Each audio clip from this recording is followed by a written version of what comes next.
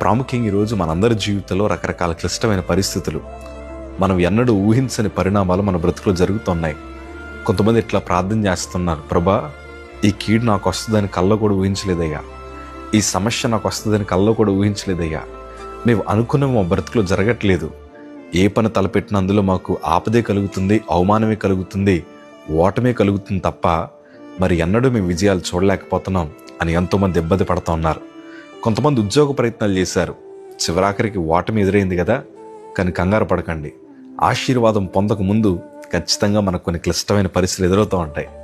వాస్తవానికి చెప్పాలంటే బైబిల్లో రాయబడిన భక్తిపరులందరి జీవితాల్లో ఘనమైన ఆశీర్వాదాలు పొందక ముందు వారు ఎన్నో కఠోరమైన సమస్యలు అనుభవిస్తూ వచ్చారు, ఎన్నో నిందలు అనుభవిస్తూ వచ్చారు, ఎన్నో కొరతలు వారు అనుభవిస్తూ వచ్చారు. ఆ కొరతలు, నిందలు, అవమానాలే వారికి ఆశీర్వాదాలకు పునాదులుగా మార్చబడ్డాయి. ఈరోజు దైవజనుడిగా నా జీవిత అనుభవంలో కూడా ఇట్లనే జరిగింది. దేవుని వాక్యంలో మనందరికీ బాగా పరిచయం ఉన్న వ్యక్తి యోబు గారి జీవితంలో ఎన్నడూ ఊహించలేని సమస్య,